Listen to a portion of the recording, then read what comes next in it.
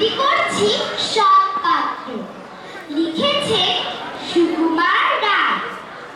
শুনতে পেলুম পোস্তা গিয়ে তোমার নাকি মেয়ের বিয়ে। গঙ্গারামকে পাত্র পেলে জানতে চাও সে কেমন ছেলে? মন্দ নয়, সে পাত্র ভালো, রং যদিও বেজায় কালো।